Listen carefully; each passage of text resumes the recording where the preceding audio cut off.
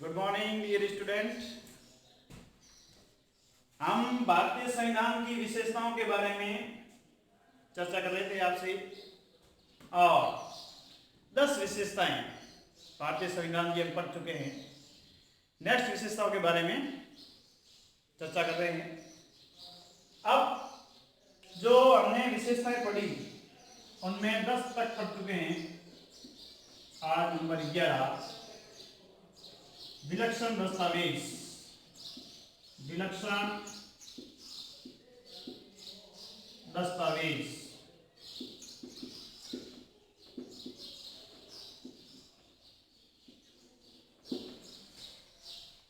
भारत का संविधान विद्यार्थियों एक विलक्षण दस्तावेज है। विलक्षण दस्तावेज क्यों है? क्योंकि भारत का संविधान भारतीय लोगों की भावनाओं पर आधारित है। इसलिए भारत का संविधान एक विलक्षण संविधान है। विविधता में एकता का ध्यान रखते हुए समस्त बातों को इसमें सम्मिलित किया गया। समन्वय करके विश्व के विभिन्न देशों के लोकतांत्रिक देश जहां पर संवैधानिक व्यवस्था अच्छी थी, उन सभी देशों के संविधानों का हमने अध्ययन किया और उन देशों में जो अच्छाइयां थी उन अच्छाइयों को हमारे संविधान में शामिल किया, ताकि यह साबित हो सके कि हमने सिर्फ विश्व के संविधानों से ऐसी ही बातें नहीं ली, जो अच्छाइयां को स्वीकार किया है। अच्छाइयां स्वीकार करने में कोई गलत नहीं है। वैसे कुछ आलोचकों ने भारतीय संविधान को उधार का थैला भी कहा है कि भाई मूल अधिकार अमेरिका से ले लिए, मूल कर्तव्य सोवियत संघ से ले लिए, कहीं का ईंट कहीं का रोड़ा, भानुमति ने कुंदवा जोड़ा। नहीं, यानी भारत का संविधान एक विलक्षण दस्तावेज है। भारतीय संविधान भारतीय लोगों की भावनाओं पर आधारित है। समय अनुकूल, परिस्थितियों के अनुकूल उन बातों का समावेश किया गया जो आज भी एक जीवंत दस्तावेज है। क्योंकि हमने देखा कि विश्व के कई देशों के अंदर संविधान बने और बिगड़े। अब फ्रांस की बात देख लो, हमारे पड़ोसी नेपाल देख लो, 5-6 बार संविधान बना और फिर बिगड़ा। लेकिन भारत का संविधान 26 जनवरी 1950 को लागू हुआ। वही संविधान आज भी जीवंत दस्तावेज के तौर पे हमारे देश में काम कर रहा है। इसके पीछे अगर कोई जिम्मेदार है तो वो है विलक्षण दस्तावेज। एक जीवंत दस्तावेज की तरह हमारा संविधान काम कर रहा है। यही नहीं, हमारा संविधान आज विश्व में एक आदर्श संविधान बन के उभरा है। इसी कारण दक्षिणी अफ्रीका ने विद्यार्थियों अपने देश में मॉडल संविधान के तौर पे किस देश के संविधान को अपनाया? भारत के संविधान को अपनाया। तो इस प्रकार से विद्यार्थियों एक विलक्षण दस्तावेज जो है भारतीय संविधान, भारतीय लोगों की भावनाओं पर आधारित है। भारतीय लोगों की भावनाओं पर आधारित है, भावनाओं पर आधारित है तथा दक्षिणी अफ्रीका जैसे देश ने भारत के संविधान को मॉडल संविधान के तौर पे अपनाया। मॉडल संविधान के तौर पर अपनाया। संविधान के तौर पर अपनाया। तो इस प्रकार से विद्यार्थियों हम कह सकते हैं कि भारत का संविधान एक विलक्षण दस्तावेज है। नेक्स्ट, अगली बात करें तो एकात्मक व संघात्मक।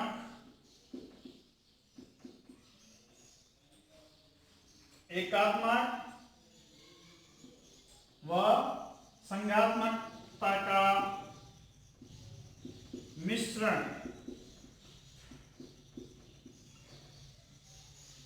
एकात्मक व संघात्मकता का मिश्रण। प्यारे विद्यार्थियों, भारतीय संविधान निर्माताओं ने दूरदृष्टिकोण अपनाते हुए, दूरदर्शी चिंतन रखते हुए भारतीय संविधान को न तो पूर्ण एकात्मक बनाया और न ही पूर्ण संघात्मक बनाया। भारत का संविधान एकात्मक व संघात्मकता का मिश्रण है। अब आप कहेंगे कि सर मिश्रण कैसे है? प्यारे विद्यार्थियों, हम 11th के अंदर अच्छी तरीके से पॉलिटिकल साइंस में पढ़ा आपने एकात्मक व्यवस्था क्या होती है और संघात्मक व्यवस्था क्या होती है।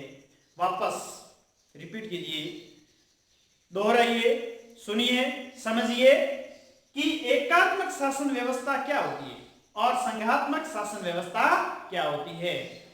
ऐसी शासन व्यवस्था जिसमें शक्तियां केंद्र सरकार में निहित हो,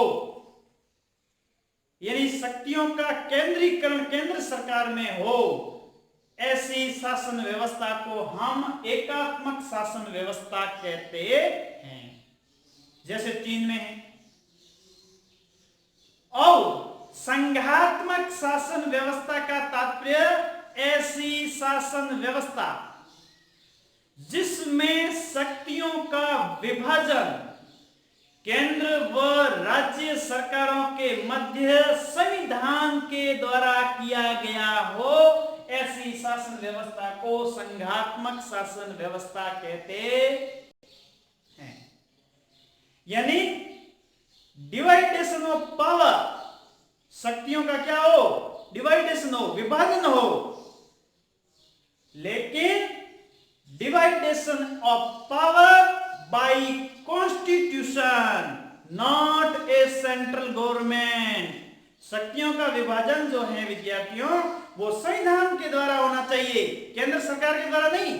शक्तियों का विभाजन, शक्तियों का विकेंद्रीकरण एकात्मकता में भी हो सकता है, लेकिन वो विकेंद्रीकरण किसके द्वारा होगा? केंद्र सरकार के द्वारा होगा। जबकि यहां पर शक्तियों का विभाजन जो है विद्यार्थियों, वो संविधान के द्वारा स्पष्ट तरीके से किया जाता है, उसे हम संघात्मक शासन व्यवस्था कहते हैं। प्यारे विद्यार्थियों, संघात्मक शासन व्यवस्था के अंदर, किसी देश के अंदर संघात्मक व्यवस्था के लिए 4 विशेषताएं, 4 लक्षण मुख्य तौर पे होना चाहिए, तब हम उस देश की व्यवस्था को संघात्मक व्यवस्था कहेंगे। ये हम पढ़ चुके हैं 11th के अंदर। कौन कौन से 4 लक्षण हैं? पहली बात जो है विद्यार्थियों, वो है लिखित व निर्मित संविधान। अगर किसी देश में संघात्मक शासन व्यवस्था को अपनाना है तो उस देश का संविधान लिखित व निर्मित होना चाहिए। अगर ब्रिटेन की भांति मान्यताओं पर आधारित है तो वहां पे संघात्मक शासन व्यवस्था लागू नहीं हो सकती। लिखित व निर्मित संविधान। दूसरी बात, संविधान की सर्वोच्चता, यानी उस देश के अंदर जहां संघात्मक शासन व्यवस्था को लागू करना है वहां पर संविधान सर्वोच्च होना चाहिए। संविधान सर्वोच्च होना चाहिए, संविधान के अनुसार शासन चलाया जाना चाहिए। और तीसरी बात, स्वतंत्र न्यायपालिका। जो न्यायपालिका है, इंडिपेंडेंट जुडिशरी, स्वतंत्र न्यायपालिका होगी तो केंद्र व राज्यों के मध्य विवादों को सुलझा सकेगी और कह सकेगी कि भाई ये जो विषय हैं ये केंद्र का है, ये राज्य का है, इसलिए केंद्र को इसमें हस्तक्षेप नहीं करना चाहिए। अगर स्वतंत्र न्यायपालिका नहीं है तो कौन कहेगा? इसलिए तीसरा लक्षण जो है विद्यार्थियों, वो है स्वतंत्र न्यायपालिका। और चौथा महत्वपूर्ण लक्षण जो है संघात्मकता का, वो है शक्तियों का विभाजन संविधान के द्वारा। Divideation of power by constitution, not a central government. शक्तियों का विभाजन जो है विद्यार्थियों, वो किसके द्वारा होना चाहिए? संविधान के द्वारा होना चाहिए। केंद्र और राज्यों के मध्य शक्तियों का स्पष्ट विभाजन होना चाहिए, तो हम उस देश को क्या कहेंगे? संघात्मक राज्य कहेंगे। प्यारे विद्यार्थियों, भारत के संविधान में एकात्मकता व संघात्मकता का मिश्रण किया गया है। इसलिए भारत के लिए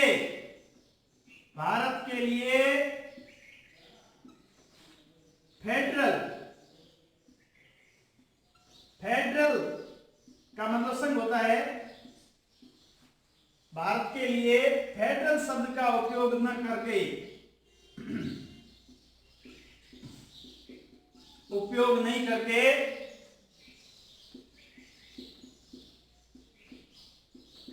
यूनियन ऑफ स्टेट्स,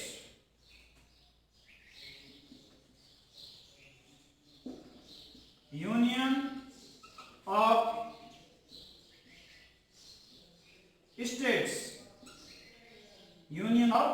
स्टेट्स शब्द का जो है प्रयोग किया गया है भारत के लिए।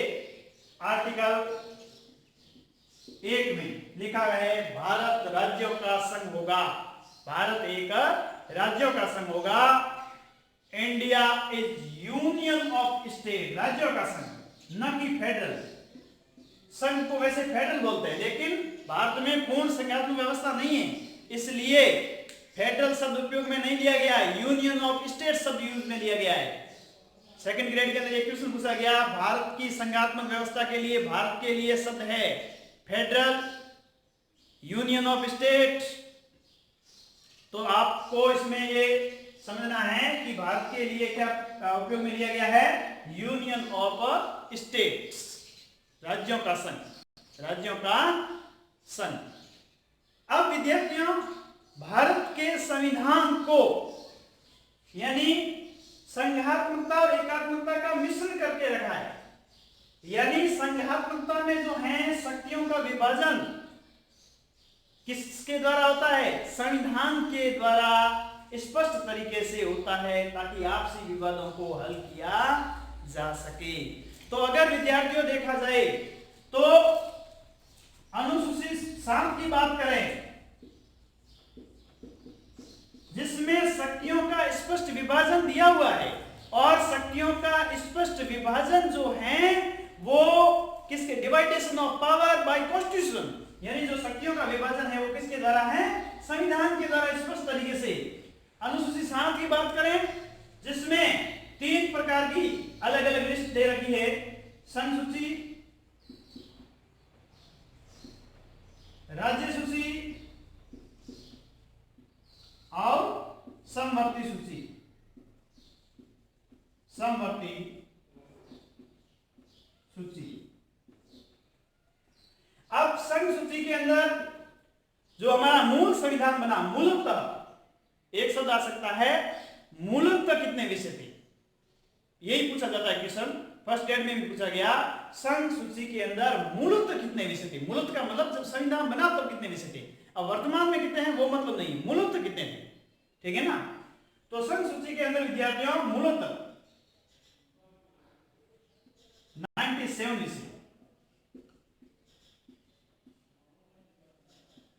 मूलतः शब्द है मूल संविधान में।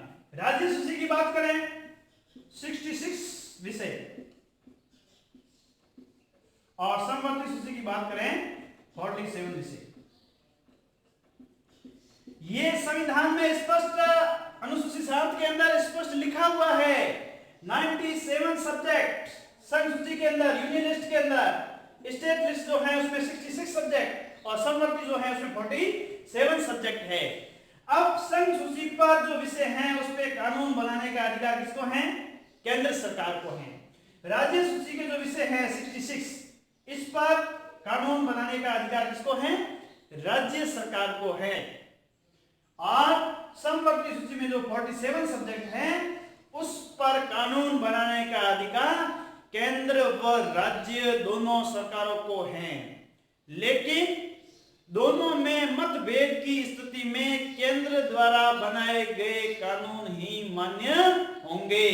तो इस प्रकार से संघात्मकता की बात करें तो भारत के अंदर ये संघात्मक व्यवस्था के अंदर शक्तियों का स्पष्ट विभाजन है, संघ सूची, राज्य सूची और समवर्ती सूची। लेकिन स्पष्ट विभाजन होने के बावजूद भी भारतीय शासन व्यवस्था को पूर्ण संघात्मक नहीं कह सकते। केसी वियर ने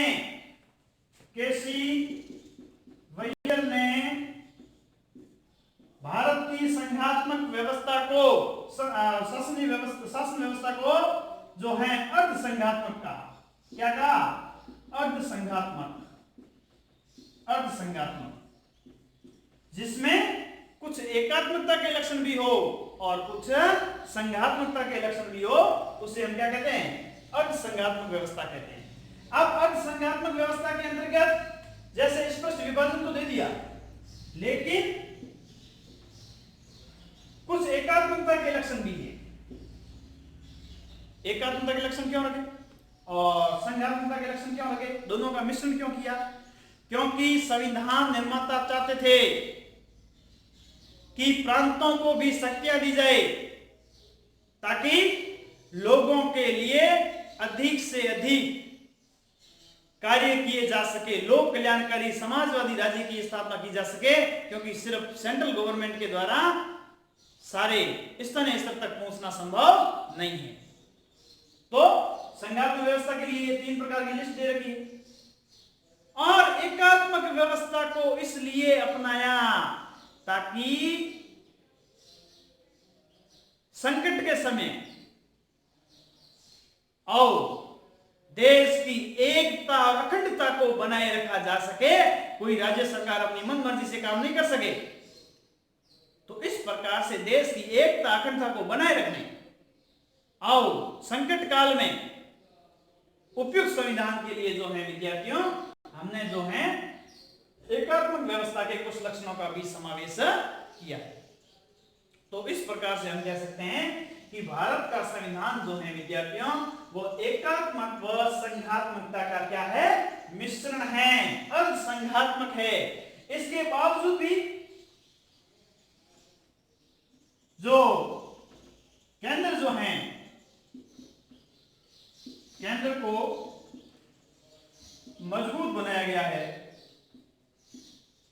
केंद्र को मजबूत बनाने के लक्षण। कुछ शक्तियां ऐसी है जिसके माध्यम से केंद्र सरकार को अधिक शक्तियां प्राप्त है ताकि देश की एकता अखंडता को बनाए रखा जा सके।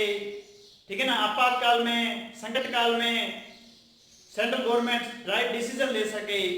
तो इनमें केंद्र सरकार को थोड़ा जो है अधिक मजबूत बनाया गया है, इसलिए कुछ एकात्मकता के लक्षण भी है। केंद्र को मजबूत बनाने वाले कौन कौन से लक्षण हैं? जैसे संघ सूची के अंदर महत्वपूर्ण विषयों का समावेश। संघ सूची में महत्वपूर्ण विषयों का समावेश।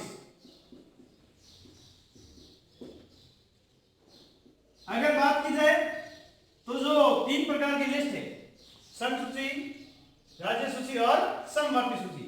अब इसके अंदर महत्वपूर्ण जो है, महत्वपूर्ण विभाग, ठीक है ना, भले रेलवे हो, देश की सुरक्षा से संबंधित हो, तो ये सारे जो महत्वपूर्ण जो विभाग हैं, महत्वपूर्ण विषय हैं, वो किस सूची में है? संघ सूची में है। ठीक है ना? इसलिए संघ सूची को संघ सूची में जो है महत्वपूर्ण विषयों का समावेश करके केंद्र को मजबूत बनाने का प्रयास किया गया।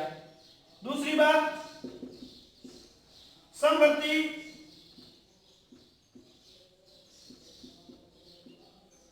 सूची के विषयों पर केंद्र को अधिक शक्तियां। अगर बात की जाए, कहने में तो यह है कि समवर्ती सूची पर कानून जो है केंद्र भी बना सकता है और राज्य भी बना सकता है, लेकिन इसमें संघ सरकार को अधिक शक्तियां है। अगर दोनों में कोई मतभेद उत्पन्न हो जाता है तो ऐसी स्थिति के अंदर केंद्र सरकार के कानून ही मान्य होते हैं। और बात की जाए आर्थिक निर्भरता, यानी जो राज्य हैं वो आर्थिक दृष्टि से किस पे निर्भर हैं? सेंट्रल गवर्नमेंट पर निर्भर हैं। इसलिए केंद्र जो है मजबूत है। अगर अगली बात की जाए तो राज्यपाल का पद यानी राज्यपाल का पद जो है राज्यों के अंदर राज्यपाल केंद्र का एक एजेंट बनकर के काम करता है। इस प्रकार से राज्यपाल का पद जो है कहीं न कहीं राज्य सरकार के मामलों में हस्तक्षेप है। अखिल भारतीय प्रशासनिक सेवाएं, जिले का प्रमुख प्रशासनिक दृष्टि से या सुरक्षा की दृष्टि से, प्रशासनिक दृष्टि से देखा जाए जिला कलेक्टर और एसपी, तो ये जो हैं अखिल भारतीय सेवा के होते हैं और अखिल भारतीय सेवाओं के जो अधिकारी होते हैं वो राज्यों के प्रति ना होकर के केंद्र के प्रति उत्तरदायी होते हैं, उनके प्रति वफादार होते हैं। तो इस प्रकार से ये ऐसे कुछ लक्षण हैं जिनके माध्यम से हम कुछ कह सकते हैं कि एकात्मकता के साथ साथ संघात्मकता का मिश्रण किया गया है, केंद्र को मजबूत बनाया गया है ताकि एकात्मक व संघात्मकता के मिश्रण को लेकर के आगे बढ़ा जा सके। तो इस प्रकार से विद्यार्थियों यह है एकात्मक व संघात्मकता का मिश्रण। अगली बात करें विलक्षण दस्तावेज, एकात्मकता व संघात्मकता का मिश्रण। नेक्स्ट, स्वतंत्र न्यायपालिका। स्वतंत्र न्यायपालिका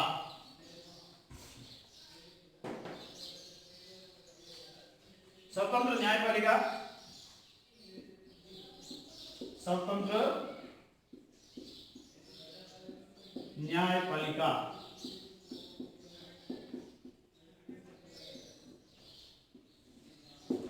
देखिए, इंडिपेंडेंट जुडिशरी, स्वतंत्र न्यायपालिका। स्वतंत्र न्यायपालिका संविधान का आधारभूत ढांचा है और इस आधारभूत ढांचे में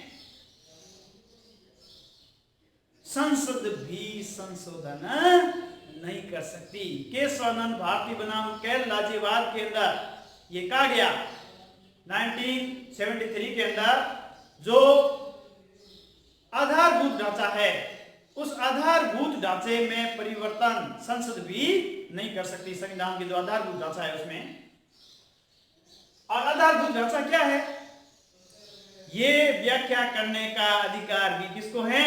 न्यायपालिका को है कि भाई ये आधारभूत ढांचे में आता है, ये आधारभूत ढांचे में नहीं आता। ये व्याख्या करने का अधिकार भी किसको है? न्यायपालिका को है। तो विद्यार्थियों, भारत में न्यायपालिका स्वतंत्र न्यायपालिका है, न तो वो व्यवस्थापिका के प्रति उत्तरदायी है और न ही वो कार्यपालिका के प्रति उत्तरदायी हैं। स्पष्ट तरीके से आर्टिकल 50 में स्पष्ट लिखा हुआ है कि न्यायपालिका कार्यपालिका के प्रति उत्तरदायी नहीं होगी। यानी न्यायपालिका का कार्यपालिका से क्या होगा? पृथक्करण होगा। न्यायपालिका का कार्यपालिका से क्या होगा? पृथक्करण होगा। तो ये इसमें लिखा हुआ है, आर्टिकल 50 में लिखा हुआ है, जिससे स्पष्ट है कि भारत के संविधान के अंदर किस प्रकार की व्यवस्था की गई है? स्वतंत्र न्यायपालिका की व्यवस्था की गई है। न्यायपालिका के ऊपर किसी प्रकार का नियंत्रण जो है संसद या कार्यपालिका का नहीं है। प्यारे विद्यार्थियों, न्यायाधीशों की नियुक्ति एक कॉलेजियम प्रणाली के तहत जो वरिष्ठ 5 न्यायाधीश हैं, मुख्य न्यायाधीश सहित, उनकी सिफारिशों के आधार पर जो हैं न्यायाधीशों की नियुक्ति हाईकोर्ट व सुप्रीम कोर्ट में न्यायाधीशों की नियुक्ति राष्ट्रपति के द्वारा की जाती है। अपनी मनमानी से नहीं, कॉलेजियम की सिफारिश के आधार पर, साथ साथ में सिफारिश के आधार पर उनकी नियुक्ति की जाती है और उन्हें हटाना कार्यपालिका के वश की बात नहीं है। नियुक्ति करती है कार्यपालिका, लेकिन कार्यपालिका हटा नहीं सकती। हटाने का काम व्यवस्थापिका का है। व्यवस्थापिका हटा तो सकती है लेकिन नियुक्ति नहीं कर सकती, और हटाने की प्रक्रिया भी बहुत ही जटिल है। जो महाभियोग की प्रक्रिया है वो बहुत जटिल होने के कारण पदों से हटाना संभव नहीं है। तो इस प्रकार से देखा जाए तो भारतीय इस राजनीति के इतिहास में स्वतंत्रता के बाद में आज तक किसी न्यायाधीश को जो है महाभियोग प्रस्ताव के द्वारा नहीं हटाया गया। हाँ, लाए गए, कई में पहले त्यागपत्र दे दिया, पारित नहीं हुए, लेकिन अभी तक कोई न्यायाधीश जो है ये भाई पारित हो गया इनके तहत हटाया गया, ऐसा नहीं है। तो इस प्रकार से अगर देखा जाए विद्यार्थियों, स्वतंत्र न्यायपालिका की बात करें तो भारतीय न्यायपालिका जो है भारतीय शासन व्यवस्था में वो स्वतंत्र है, न तो वो कार्यपालिका के प्रति उत्तरदायी है और न ही वो व्यवस्थापिका के प्रति उत्तरदायी है। इसलिए जब केंद्र सरकार ने, जब संसद ने पहल करते हुए 99वां संविधान संशोधन करके कॉलेजियम प्रणाली की जगह राष्ट्रीय न्यायिक नियुक्ति आयोग बनाया, तो न्यायपालिका ने 99 कॉन्स्टिट्यूशनल अमेंडमेंट को खारिज कर दिया। नजाक जो है नेशनल जुडिशरी अपॉइंटमेंट कमीशन, नजाक को मजाक बना दिया, क्योंकि इससे जो है स्वतंत्रता न्यायपालिका की बाधित हो रही थी, व्यवस्थापिका का आशय बढ़ रहा था। इसलिए विद्यार्थियों, स्वतंत्र न्यायपालिका के कारण, संविधान का मूलभूत ढांचा होने के कारण जो है 99वां संविधान संशोधन न्यायपालिका ने खारिज कर दिया। ये पहली बार ऐसा हुआ कि संविधान संशोधन को ही न्यायपालिका ने खारिज कर दिया। तो ये सारी व्यवस्थाएं जो हैं स्वतंत्र न्यायपालिका की ओर संकेत करती है। अगली बात की जाए विद्यार्थियों, तो कठोर व लचीलेपन का मिश्रण।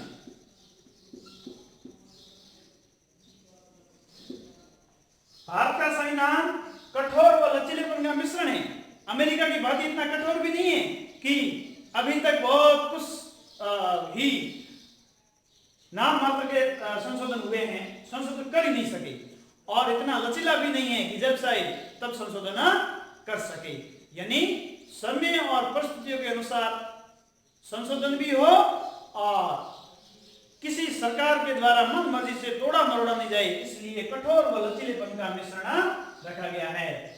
आर्टिकल 368 के अनुसार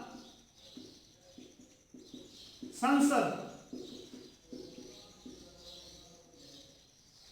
संविधान में संशोधन कर सकती है, संविधान में संशोधन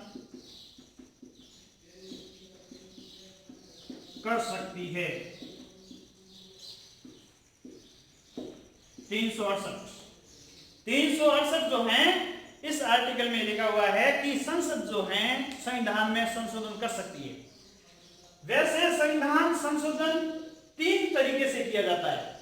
आर्टिकल 368 में 2 विधियों का उल्लेख है, 2 विधियों का उल्लेख है, और कुल जो है संविधान संशोधन कितनी विधियों से होता है? 3 विधियों से होता है। 3 विधियां कौन सी? संविधान संशोधन की विधियां, संविधान संशोधन की विधियां, साधारण बहुमत,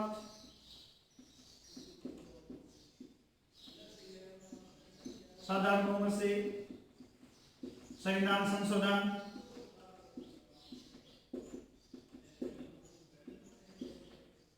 अब साधारण बहुमत से संविधान संशोधन जो होता है वो एक सामान्य कानून निर्माण की प्रक्रिया के तहत किया जाता है, इसलिए इनको 368 के तहत काउंटेबल नहीं माना गया है, अनकाउंटेबल माना गया है। ठीक है ना, इसको गणना योग्य नहीं माना गया, क्योंकि साधारण बहुमत से जैसे किसी राज्य के नाम में परिवर्तन करना है, राज्य की सीमा में परिवर्तन करना है, ऐसे कोई साधारण मामले जो हैं उनकी बात करें तो वो साधारण बहुमत से संविधान संशोधन जो है एक कानूनी प्रक्रिया के समान होने के कारण जो है 368 में इस विधि का उल्लेख नहीं है। साधारण बहुमत का मतलब ये होता है संसद के अंदर उपस्थित सदस्यों का बहुमत।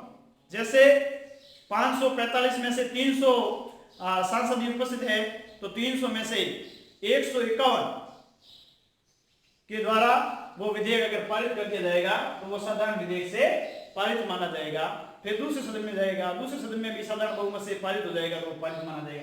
तो इस प्रकार से ये जो है साधारण बहुमत से संविधान संशोधन काउंटेबल नहीं है 368 के तहत। इसलिए 368 में विधियां कितनी है? 2, और कुल विधियां कितनी है संविधान संशोधन की? 3 है। और दूसरी विधि की बात करें तो विशेष बहुमत द्वारा संविधान संशोधन, विशेष बहुमत द्वारा संविधान संशोधन। विशेष बहुमत का क्या मतलब होता है? विशेष बहुमत का मतलब यह होता है विद्यार्थियों कि उपस्थित सदस्यों का 2/3 बहुमत, उपस्थित सदस्यों का 2/3 बहुमत तथा कुल सदस्यों का साधारण बहुमत, इन दोनों में से जो भी अधिक है वो माना जाएगा। तो ये विशेष बहुमत के द्वारा अधिकतर संविधान संशोधन जो है विद्यार्थियों वो विशेष बहुमत के द्वारा ही किए जाते हैं। इसमें अधिकतर वो विषय आते हैं जो साधारण बहुमत से संबंधित संशोधन योग्य नहीं है तथा जिनका संबंध राज्यों से नहीं है, राजस्व से संबंधित नहीं है, वे जो है अधिकतर संशोधन इस दूसरी विधि से किए जाते हैं। तीसरी विधि जो है विशेष बहुमत प्लस आधे से अधिक राज्यों की स्वीकृति, आधे से अधिक राज्यों की स्वीकृति। इसमें 28 राज्य है तो 14 से अधिक यानी 15 राज्यों की स्वीकृति हो और विशेष बहुमत वाले नियम तो वही लागू होगा। तो ये जो विषय होते हैं जैसे राष्ट्रपति की निर्वाचन प्रणाली को परिवर्तित करना है या राज्य सूची से जुड़े कुछ विषय हैं उनसे संबंधित कोई मामला है तो इनके लिए विशेष बहुमत के साथ साथ आधे से अधिक राज्यों की स्वीकृति भी चाहिए। जैसे कोई नया कर लागू करना है, कर व्यवस्था को, जैसे जीएसटी है जिसे राज्यों का प्रभावित हो रहा है। तो इस प्रकार से विद्यार्थियों ये 3 विधियां दी गई है, ठीक है ना। तो इसमें ये साधारण विधि से लचीलेपन को दर्शाता है, ये मध्यम मार्ग को दर्शाता है और ये तरीका क्या है? कठोर है। तो यानी साधारण बहुमत से भी संविधान में संशोधन होता है और विशेष बहुमत प्लस आधे से अधिक राज्यों की स्वीकृति से कुछ संशोधन होते हैं। इसलिए भारतीय संविधान में कठोर व लचीलेपन का मिश्रण अपनाया गया है ताकि भारत के अंदर न तो अधिक संविधान संशोधन हो सके, जब मर्जी हो तब सरकार तोड़ मरोड़ नहीं सके संविधान को, और समय अनुकूल उसमें परिवर्तन भी करने चाहिए। तो इस प्रकार से कठोर व लचीलेपन का मिश्रण को अपनाया गया है। और केसी वियर ने भी कहा कि भारत का संविधान कठोर व लचीलेपन का क्या है? मिश्रण है। इस प्रकार से हम कह सकते हैं कि कठोर व लचीलेपन का मिश्रण हमारे संविधान के अंतर्गत अपनाया गया है। तो इस प्रकार से ये विशेषता हुई। अगली विशेषता के बारे में हम नेक्स्ट क्लास में पढ़ेंगे।